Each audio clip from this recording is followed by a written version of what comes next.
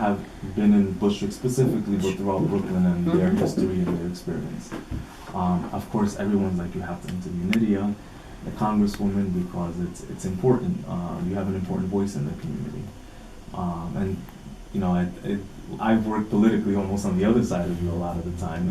And growing up as a young person, you know, I only have one perspective of you. So being here with you is an honor for me because it allows me to understand you from your perspective, not from what anyone else has told me. And so with that, I want to let Bella say a couple of words and we'll get started. Well, first of all, I would like to say it's a pleasure to meet you. I know you're the first Puerto Rican Congresswoman, and just a Boricua, so it's very prideful for me. Like, it's a sense of pride to meet you, and it's an honor to meet you. And I guess we can just get into it. The first question that we wanted to ask you is for you to just tell us a little bit about your background and how did you get into politics, or what inspired you to get into politics? Well, I come from a very large family. I have 8 brothers and sisters. We were 9. My father, you know, he used to be a worker. He used to work in the sugarcane fields. Wow. And my mother stayed home, or basically sometimes, a lot of times, she cooked hot meals to sell in the sugarcane fields to help, you know, raise 9 children. So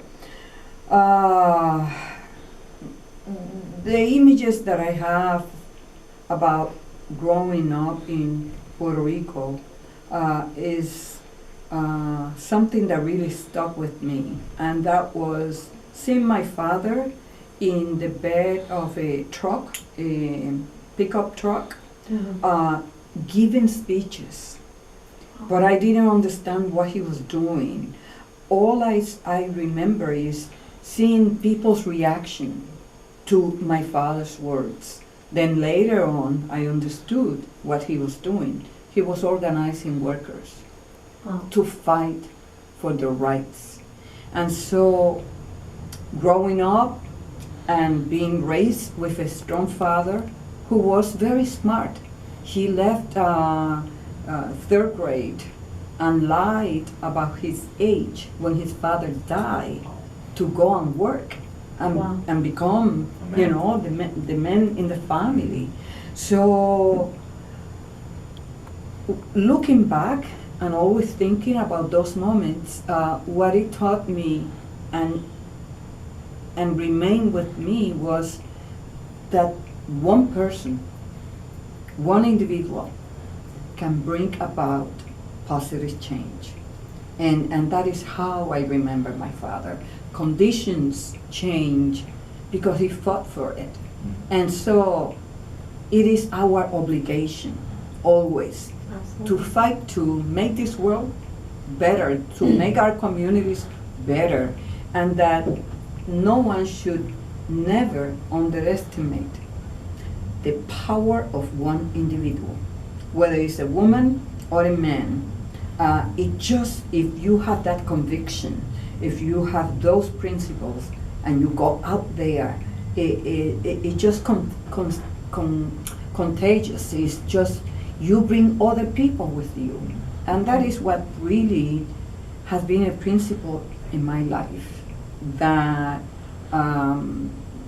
that every fight or every issue, I approach it from the perspective that someone has to do it, and that we should not shy away, not even if you think that there are powerful interests.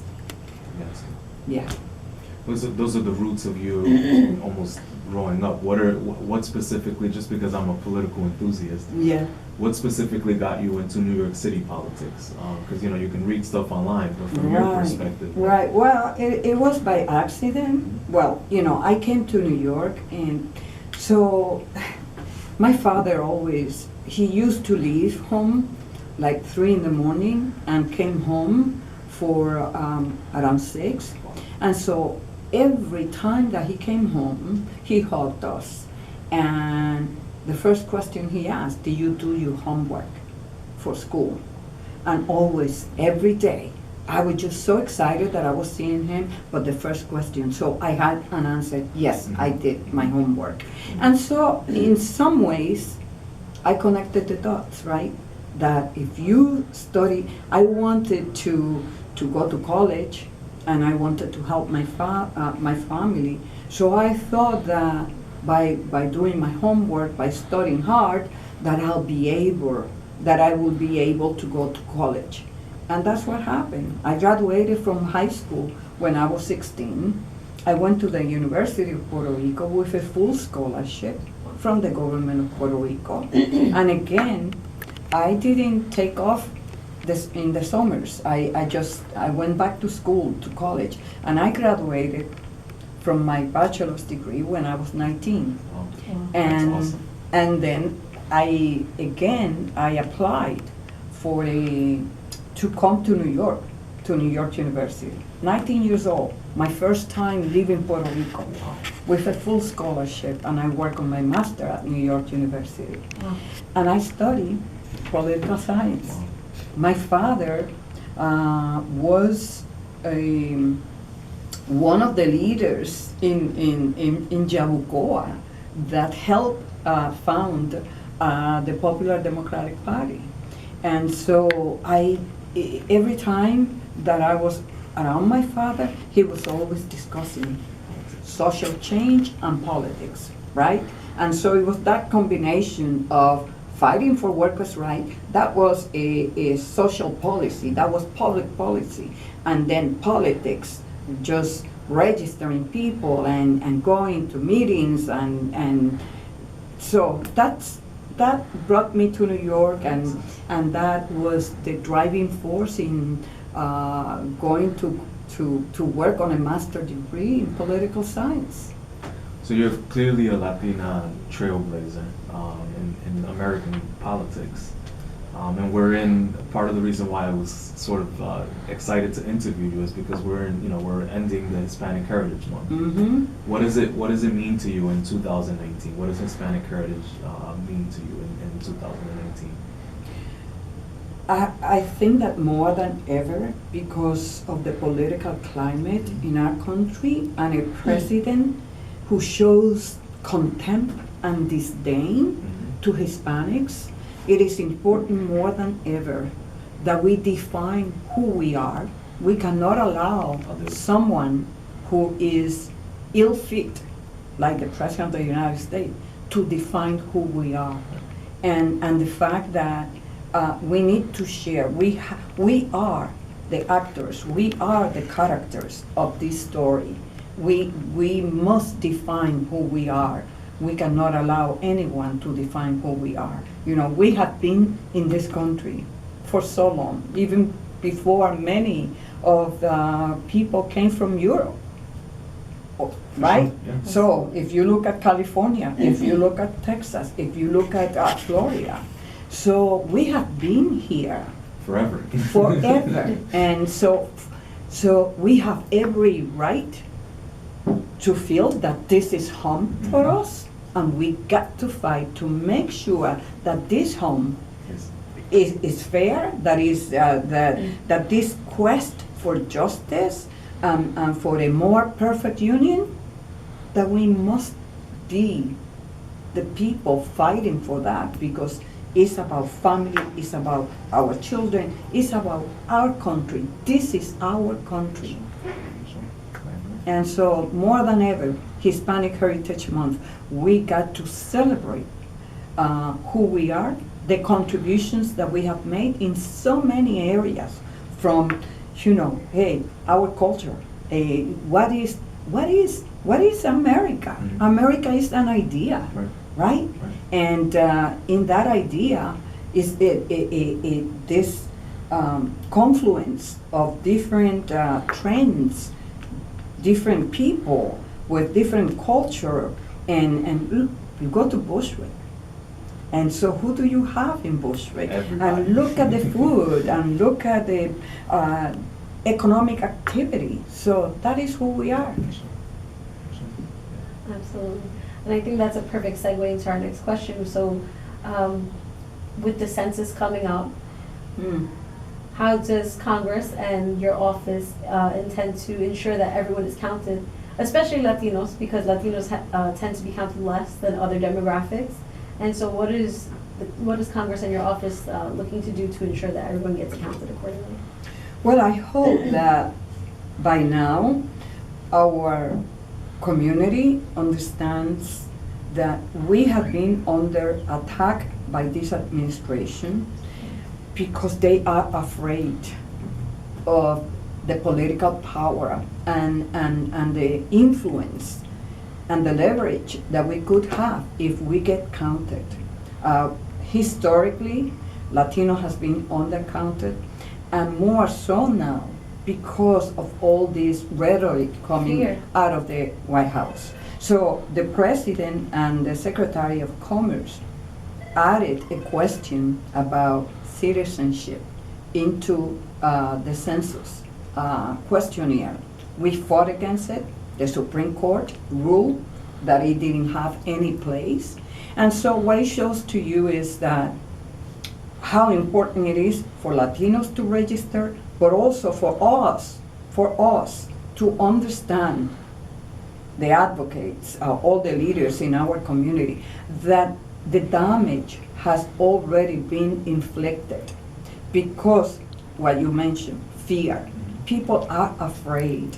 They don't know if the person that is going to be knocking on your door is a census taker or is that person is an ICE agent. So what I'm doing is conducting a lot of workshops.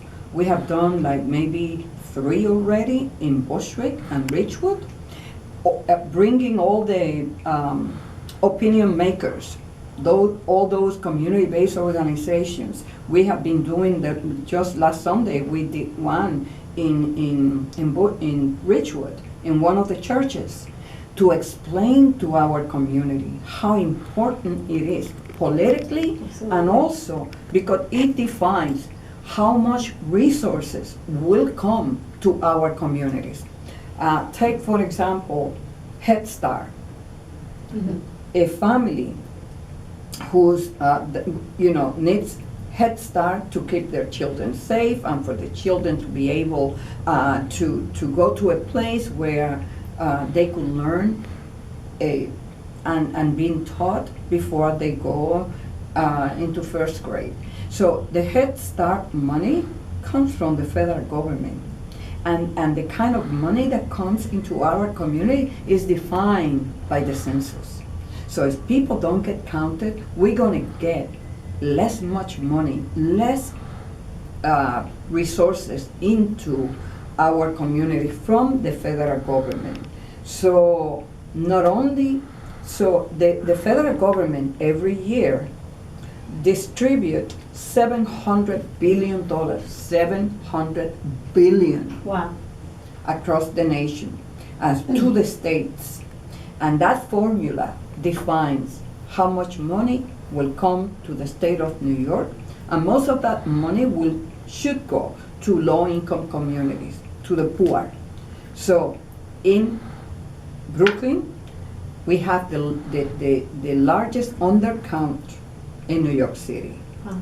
And I believe that 200 or 800,000 children were undercounted Yeah. here in Brooklyn.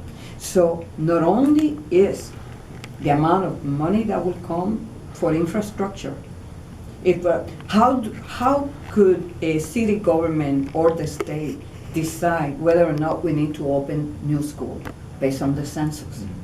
How much money public hospitals are going to get from the federal government to keep those hospitals running because of the census? Do we need more money into the transit system? Subway, that is defined by the census. Then we have political representation. The political representation at the federal level. How many seats, how many congressional seats New York is going to have, or New York is going to lose compared to other states, is defined by the census. If we are undercounted, probably New York might lose 2 congressional seats. And I'm assuming the Latino community will And we largely will be the one, impacted yeah, by sure, it, you know. sure. I was gonna mention, one of the ironies of what's happening is that we have a lot of schools closing, and we have an increase of Latino population here. Right. So it's almost, you kind of Yeah. need to get as many Latinos registered. So where is that where is the logic? Right, You're it closing down school Right. while the The children, population yeah, is is growing, gone. But it's based on those figures. So another thing that I wanted to mention, just as we talk about the Latino Heritage Month, is you're the chairwoman of the Small Business Committee, which for the Hispanic community is a very important committee for you to be having. Sure. Are there any things that you're working on in the Small Business Committee at the moment? I think Bella mentioned to me you had a, Yeah, I know there was a workshop a the other day, workshop and I was very upset I missed it. I saw the flyer, I think 2 days afterwards, and I saw there was Well, a you should workshop. come to the next one, Right. and maybe you should, put it in your all right, podcast. sure, for sure. Because it's very educational. Look,